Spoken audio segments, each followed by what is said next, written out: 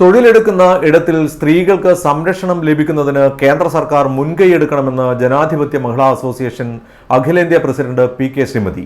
ഇതിന്റെ ഏറ്റവും ഒടുവിലത്തെ ഉദാഹരണമാണ് കൊൽക്കത്തയിലെ യുവ ഡോക്ടറെ ആശുപത്രിയിൽ ബലാത്സംഗം ചെയ്ത് നടത്തിയ ദാരുണമായ കൊലപാതകം. തുടക്കം മുതൽ കുറ്റവാളികളെ സംരക്ഷിക്കുന്ന കോളേജ് റാക്കറ്റിനെ പിന്തുണക്കുന്ന നിലപാടാണ് ബംഗാൾ സർക്കാർ സ്വീകരിച്ചതെന്നും അവർ പറഞ്ഞു. സംഭവത്തിൽ പ്രതിഷേധിച്ച് ജനാധിപത്യ മഹിളാ അസോസിയേഷൻ, ഡിവൈഎഫ്ഐ, എസ്എഫ്ഐ എന്നിവർ സംയുക്തമായി പ്രതിഷേധ റാലി നടത്തി.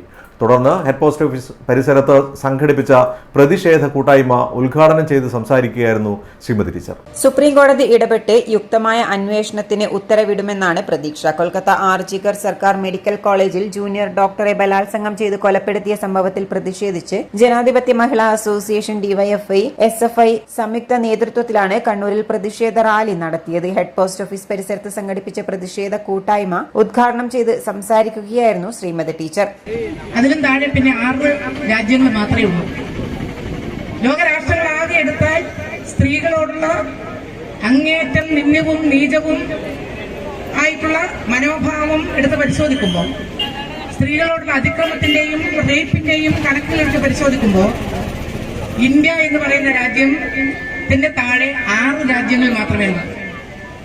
ഇന്ത്യ ഏറ്റവും വേഴ്സായിട്ടുള്ള, ഏറ്റവും ഹീനിയസ് ആയിട്ടുള്ള നിഷ്ഠൂരമായ അതിക്രമങ്ങൾ സ്ത്രീകൾക്ക് ഏറ്റുവാങ്ങേണ്ടി വരുന്ന ഒരു രാജ്യമാണ് ഇന്ത്യ. ഇത് സ്റ്റേറ്റ് ഏതാണെന്നല്ല, ഇന്ത്യയുടെ എല്ലാ ഭാഗങ്ങളിലും സ്ത്രീകളുള്ള ഈ അതിക്രമം നടക്കുന്നുണ്ടെന്നുള്ള വസ്തുത നിഷേധിക്കാൻ ആർക്കും കഴിയില്ല.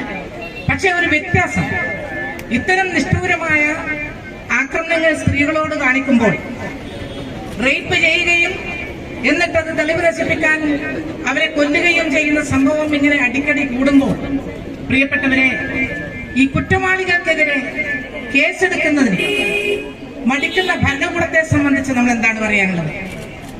നമ്മുടെ സ്റ്റേറ്റ്, സാംസ്കാരിക കേരളം എന്ന് പറയുന്ന നമ്മുടെ സ്റ്റേറ്റിലും ധാരാളം ഇതുപോലെ അതിക്രമങ്ങൾ ഉണ്ടായിട്ടുണ്ടെങ്കിലും, ഒരു കേസിലെങ്കിലും, ഒരു റേപ്പ് കേസിലെങ്കിലും, ഒരു സ്ത്രീയോടുള്ള ഒരു അതിക്രമ കേസിലെങ്കിലും പ്രതികളായിട്ടുള്ളവരെ വെറുതെ വിട്ട ചരിത്രമില്ല.